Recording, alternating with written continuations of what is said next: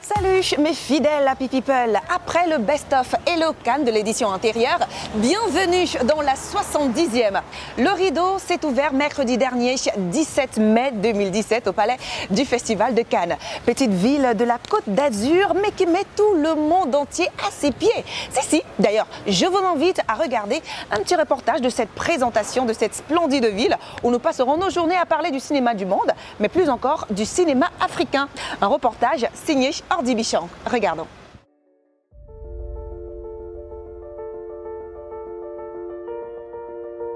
Chaque année, le Festival du film est abrité par une ville aux 1000 étoiles, la ville de Cannes. Petite commune française des pays de l'Eure, dans la région de Provence des Alpes-Maritimes sur la Côte d'Azur, bordée par la Méditerranée et ses plaines alluviales.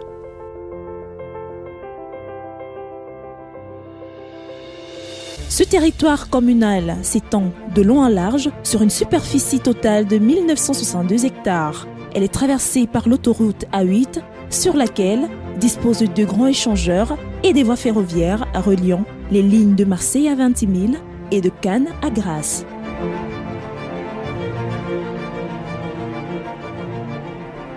Notons tout de même que plusieurs axes routiers sillonnent ce beau territoire, telle la route de bord de mer, la route Napoléon et l'ancienne route nationale 07.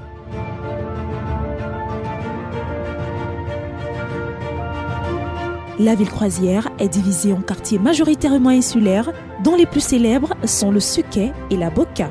Elle bénéficie d'un climat méditerranéen, aux étés chauds et secs et aux hivers doux et humides, pour une toute petite population d'environ 74 000 habitants, généralement constitués de touristes.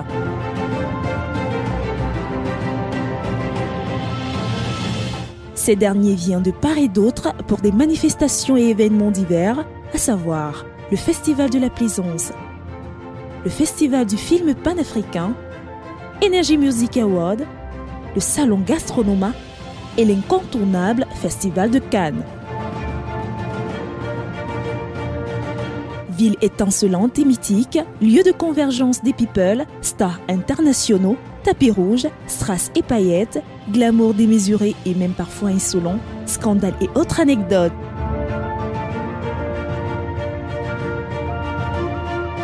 Beau temps au rendez-vous, la Croisette a fait des finitions impeccables pour tous ceux qui y passeront afin d'avoir une réjouissance oculaire hors norme.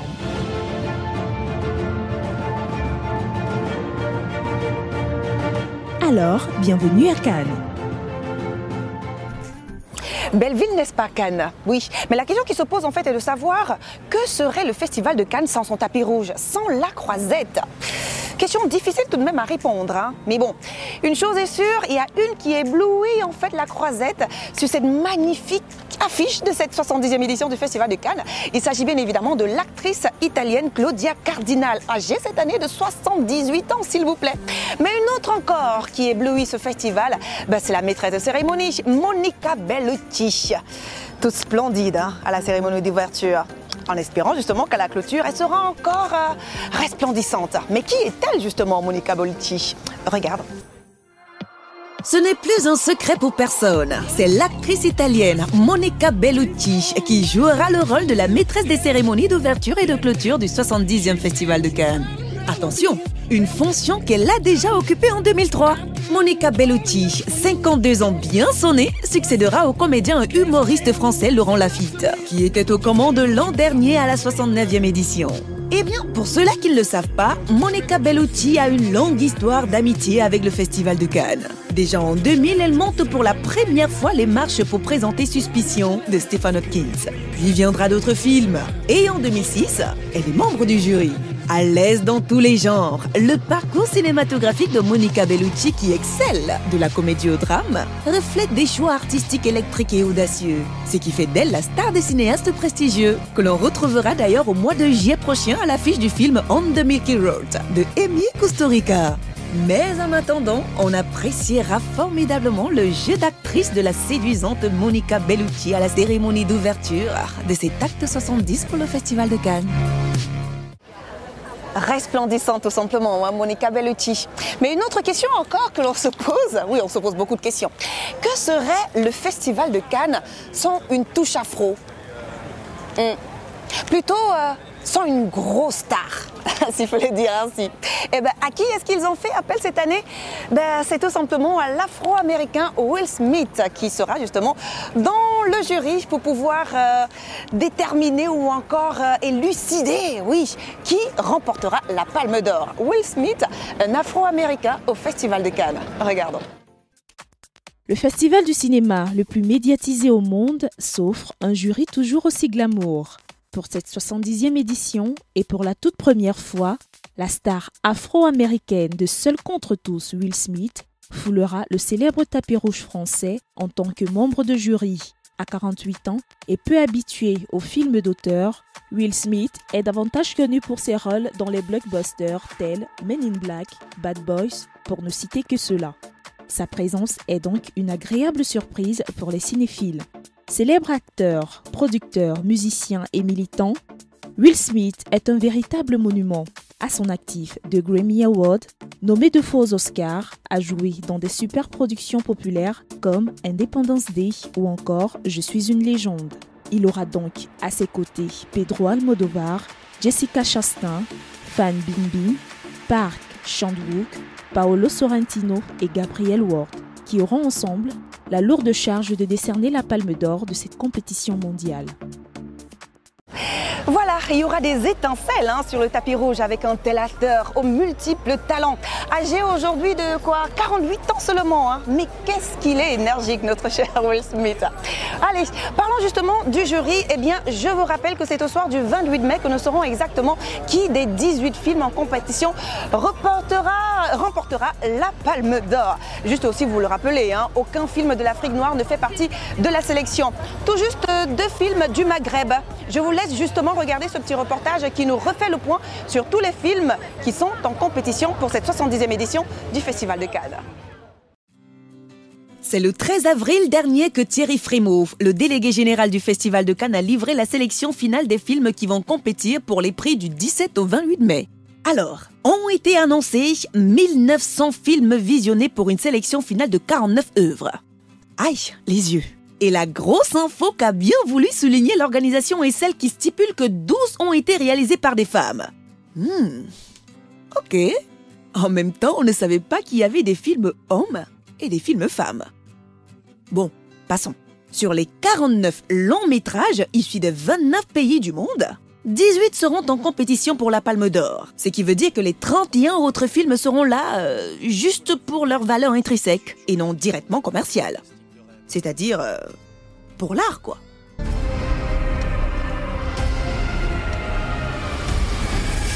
En outre, en ce qui concerne l'Afrique, oui, l'Afrique, notre beau continent, eh bien, une chose est sûre, il n'y aura pas de palme africaine cette année.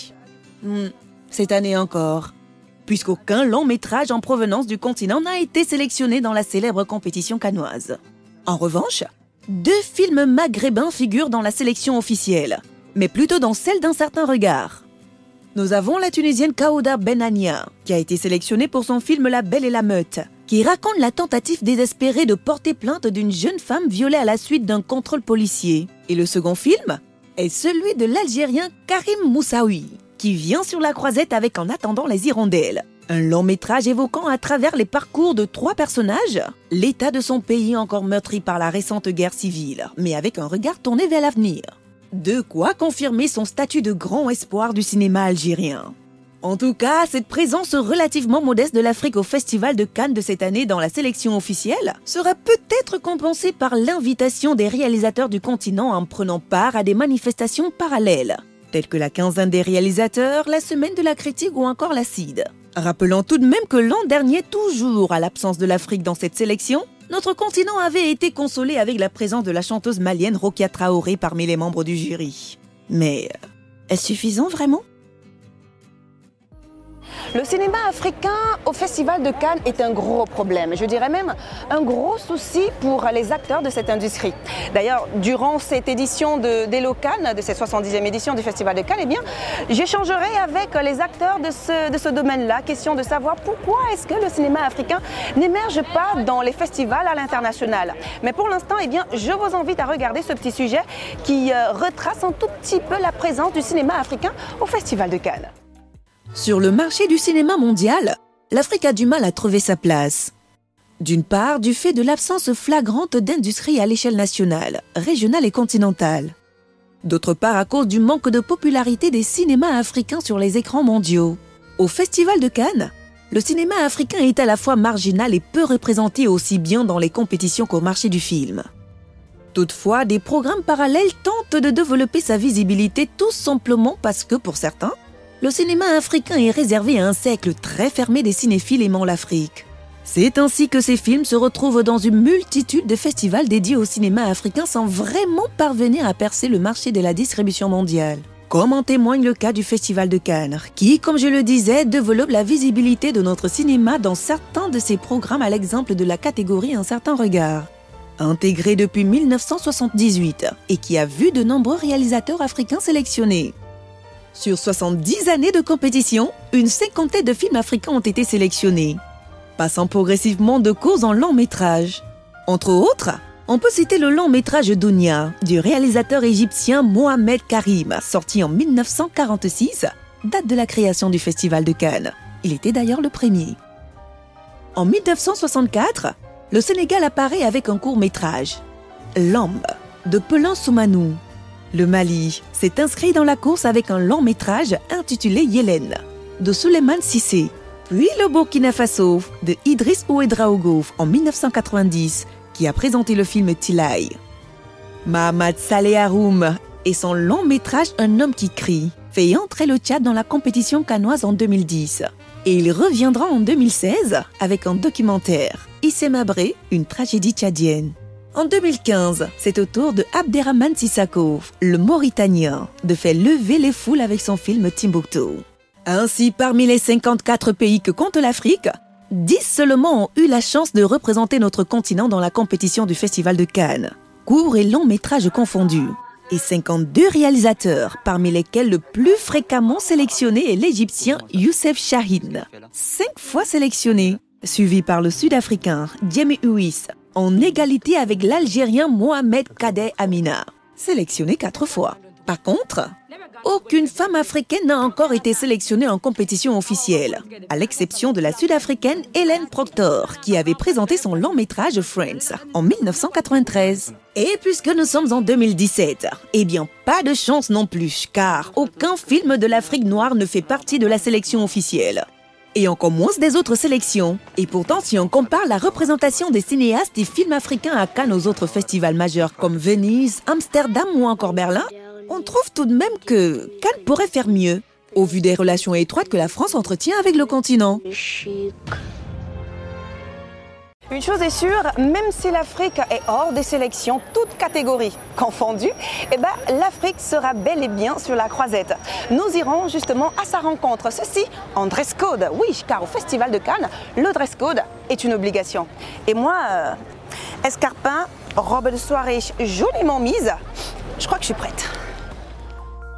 Dis-moi comment tu t'habilles, je te dirai qui tu es. Et oui, comme dit le proverbe, le Festival de Cannes sait si bien le mettre en valeur par le dress code.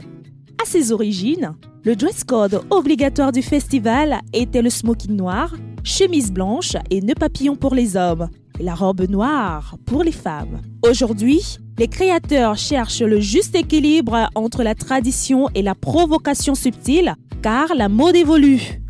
Pour les hommes par exemple, c'est du smoking, mais il y a des tolérances assez élargies sur le choix des costumes, cravates, nœuds papillons, etc. En ce qui concerne la jante féminine, ce sont des robes de gala, mais la couture et le style diffèrent de chacune d'elles. La montée des marches étant la vitrine de la haute couture, le repère des photographes et des journalistes du monde entier, certaines stars misent sur la sobriété avec la petite robe noire. Un classique ultra chic, indispensable dans toutes les garde-robes, à la fois chic et sexy, elle est parfaite pour toutes les occasions. Ces people s'imposent juste sur l'originalité de leurs accessoires, mise en beauté, escarpins ou même coiffure. Et d'autres par contre misent sur les extravagances vestimentaires, quitte à être époustouflant sur le red carpet. Pour les hommes, on l'a dit, le smoking est de rigueur. Et vous devez faire preuve d'élégance dans vos gestes, votre façon de marcher, d'accompagner votre partenaire, mais sachez que l'humour et l'audace peuvent aussi vous faire connaître. Comme en 1953 où Picasso avait foulé le tapis rouge dans une veste en peau de mouton. Après avoir vu de beaux bijoux, de belles robes et aussi de beaux costumes, je vous laisse avec la montée des marches de cette 70e édition du Festival de Cannes. La montée des marches d'ouverture, s'il vous plaît. On se retrouve donc très prochainement et très vite même sur la CRTV. Merci à toute l'équipe de production. Merci aussi à Culture Ébène. Nous sommes sur la Croisette, au Festival de Cannes. Prenez soin de vous et surtout de vos villes. Kizou et Cannes.